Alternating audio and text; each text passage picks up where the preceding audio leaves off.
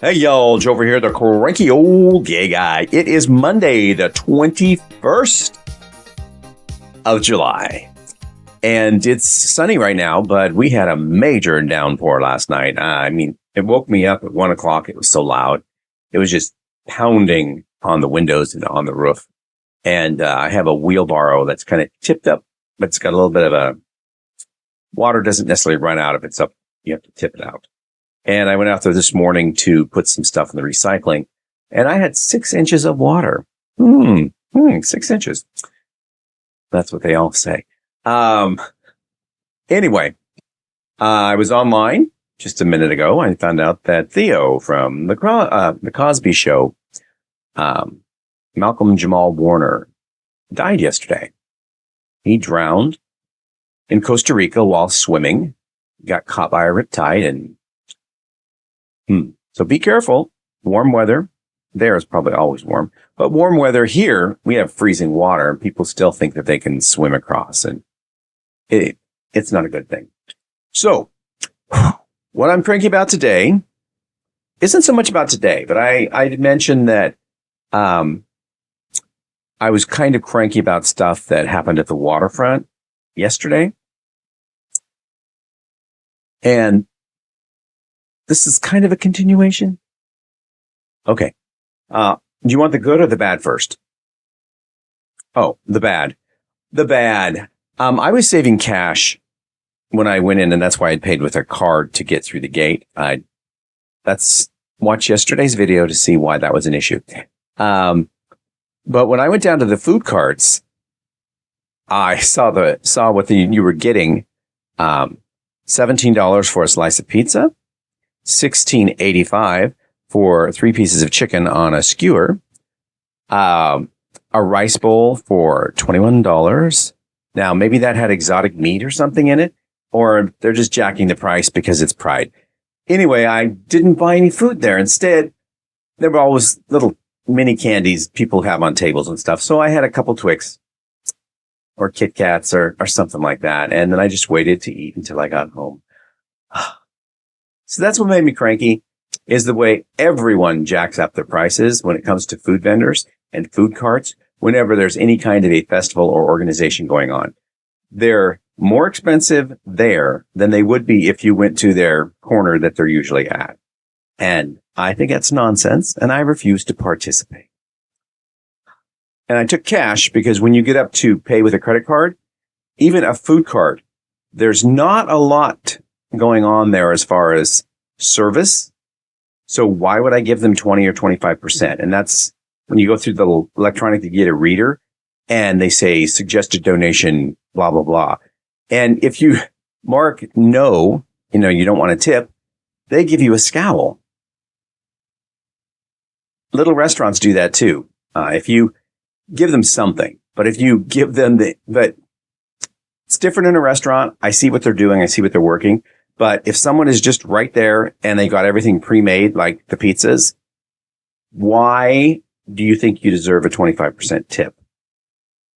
It's just a question. I am not in food service and haven't been for many, many, many years. And I understand tips are important, but I also think that your employer should just pay you a living wage. And I don't know why they're not, since they're charging such high prices. Anyway, that would be a different issue for another episode. And I'm sure I did a video about that because I remember getting flack about it. I was going to mention something, a good thing that I got from this festival is I went by the TriMet booth. They had like a TriMet, not a bus, but some kind of a Sprinter van with TriMet all over it. And then they had a pop-up shade tent and table, and there were 3 people out there. And it was 2 women and a guy. And the guy, when he sees me walking by, there's 2 people at the table talking to the women.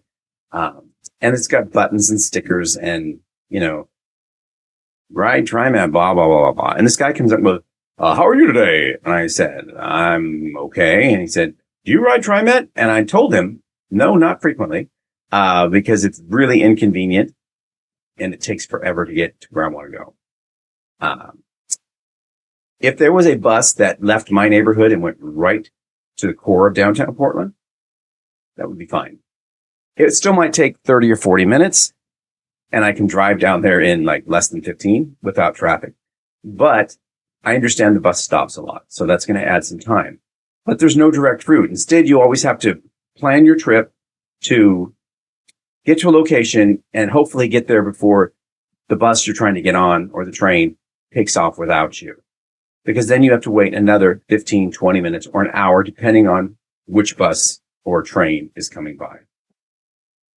And then I told him about the Hop Pass. And I said, why is it your website says that you can pay with cash or I can pay with a credit card? But when I get to the train station and I'm up on the platform, my card isn't good for anything except buying a Hop transit fare or transit card. And he said, yeah, they're redoing the system. And I know that you can still do all that stuff on buses, but with the train, you can't. And I said, but the way the train used to work is you'd put your money in the machine. It would give you a little stub, like a bus pass.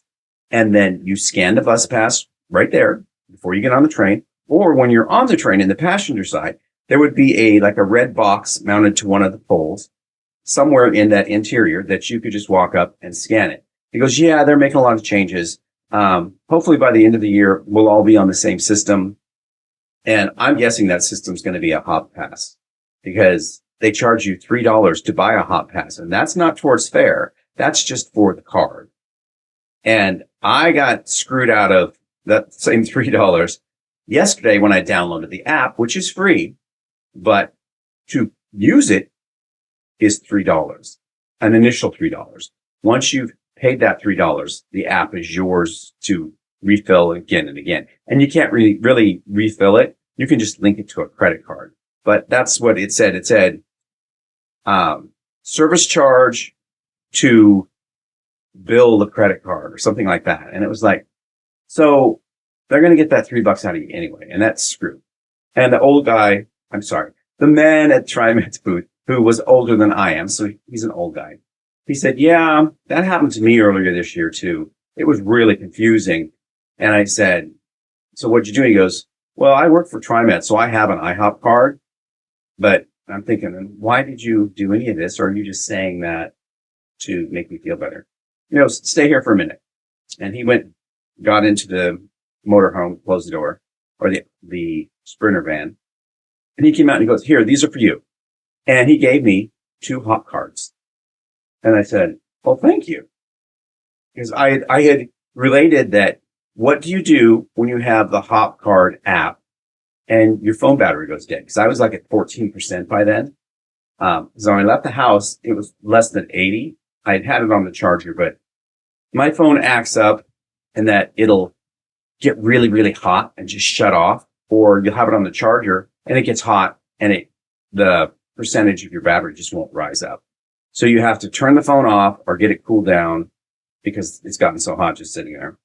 And then do a boot reset, not to clear everything, but just to clear whatever's running in the background. And I know how to clear the cache. And I've done that several times because sometimes third-party apps will run in the background and get your phone. They'll drain your battery and they make your phone really hot. And when I say third-party, it means it wasn't developed by, let's say, Samsung, and that's my phone.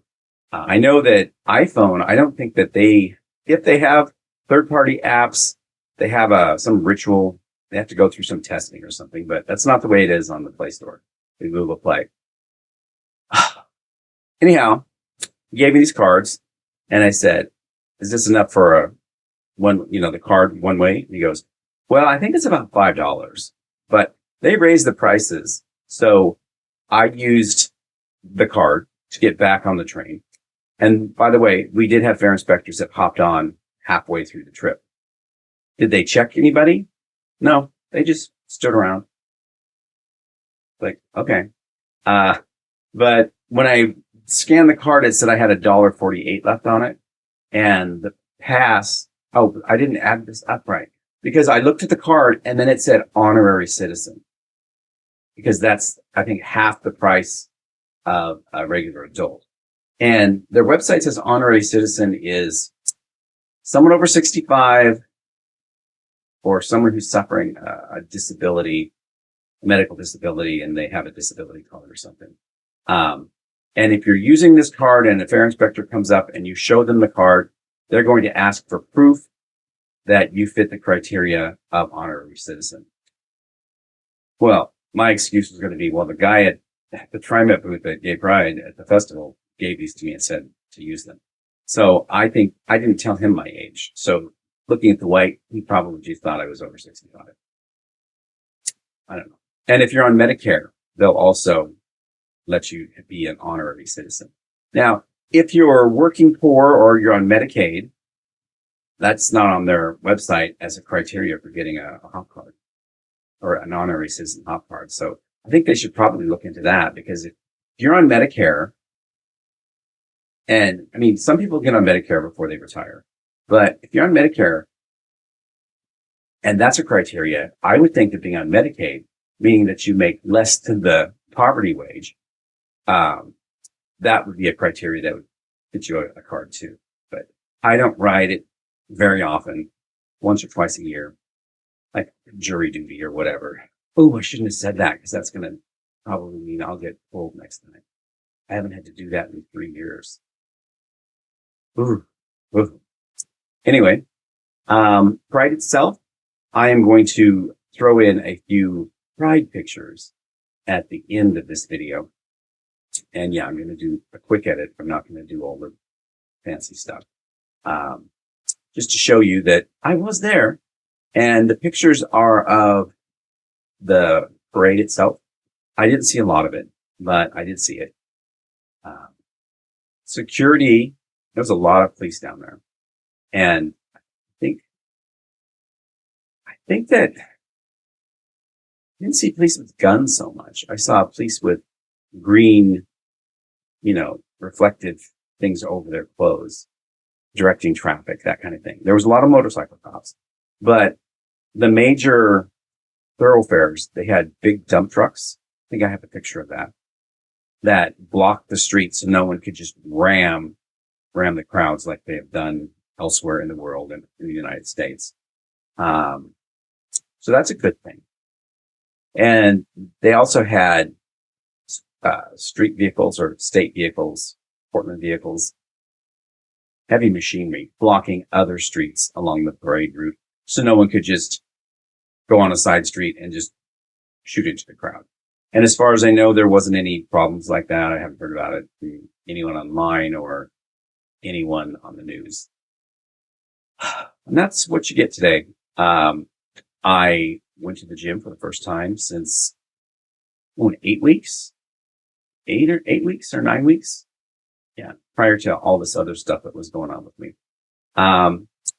So it felt good. I didn't do a lot on the weight bench. I lifted the bar,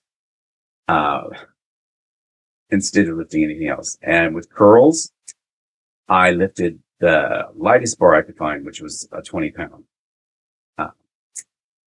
Because I didn't want to overdo it. Same with the leg press. Same with, everything that I used there. And with the stretching, my warm out or stretch out after workout routine, I had to limit some of that too, because part of it is like the downward dog. It's a yoga stretch, and your head is lower than the rest of your body. And that was too much. And I found that I was doing some leg lifts, just standing in place where you lift your leg up as high as you can, down, and you do the other one, down. You do that 15 times on each side. And then as high as you can on the side, 15 times. And then take it back as far as you can, 15 times each side. And then you do some squats and you do some lunges. And wow, doing the lunges, I could do it fine on like the right, when I pushed the right foot forward.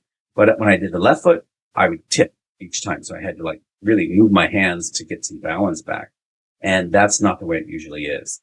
And when I was doing some stretches, just sitting on the ground and hurdler stretch, like I didn't do the hurdler stretch. I don't know why I said that. But you put your leg up like this, and then you put your elbow over and you stretch your body back to the side on both sides. When I got up from doing that, I went, ooh, I got to stand here for a second. So I actually stepped over and sat on some kind of a leg press or something. on the bench because I didn't want to like make a scene and fall over. But after a minute or two, the lightheadedness went away. And I just had to not do anything quickly. I see people jogging at the gym to their next. What is the word? This is the memory loss I told you I had. They'll go from equipment to station. They would run from this station to that station and then over to the next one, and they'd do a loop. And I have been told not to run or jog or anything that's going to really jar the brain. So I usually quick step up the stairs. There's 2 flights of stairs to get to the weight area. The gym and locker room, the pool and everything's on the ground floor. And then 2 flights up is the main equipment. And then 2 flights up again. When I say 2 flights, it's only 1 level, but they're really, really tall ceilings. So you go up like 13, turn at 13. The aerobic equipment, bicycles, runners, jogging equipment, et cetera, is on the very top. So that would be 4 flights of stairs. And I didn't do that either. Now, the World Naked Bike Ride is coming up this Saturday. And it's close by. It starts close by. Easy to get to. No parking. So I'll probably I don't want to say ride there because it's down a very steep hill. And to get home, I have to ride back up that very steep hill. Or go on the ride with everybody. And hopefully it'll get down towards the river. And that's a flat way to get back up home. It's a much higher traffic area, but it's like 12 or 12:30 at night when that happens. I've done that before when it ends up on the other side of the river downtown along the waterfront. That's where there's always some celebration party after the ride. If I did that, it would be easier to get home, but I don't think I'm going to have the energy to even do it. So I might just go down where it starts and mingle for a couple hours with all of the cyclists and people that I know that do this every year. I did have done it for 4 or 5 years, and then I didn't do it because of COVID because I don't think they had it during COVID. And then last year they just didn't do it. They canceled it. But they were like several rides, groups of 50 or so riding around, and they came by my house twice, 2 different groups. So, the problem with that is that unless you're part of that group, you don't know when it starts or ends, etc. But the Naked Bike Ride is going to be at Grant Park. Starts gathering at 6:30 this coming Saturday, the 24th. And they're supposed to leave the park at 8:30. I know they're going to have to go east or west or south. They're not going to go north because they don't want to go up that hill. Well, yeah, they aren't going to want to. They came up the hill on one year, but they took Alameda, which is actually a curvy road. So it's not steep.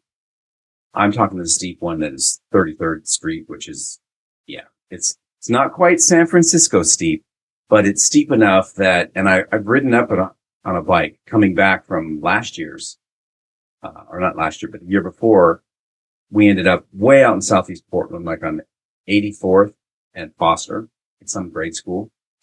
So when I rode back from there, it was level off and on to get here. But when I got to the bottom of 33rd, oh God, I was dreading it. There was someone else who had been on the ride that was like 2 blocks ahead of me.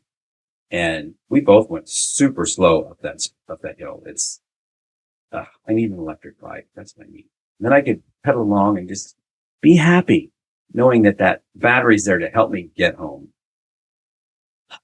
So will I ride? I don't know. I have to get my bike out and clean it up. I haven't ridden it since last year. And, maybe put on my helmet and ride up and down the street a bit to make sure my balance and everything's going to be okay.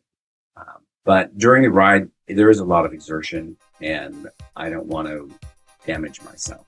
So I might have to sit with this one out and just go down and mingle with the nudies for 2 hours. Wow, this is a long video. I apologize for that, but you don't have to sit through credits.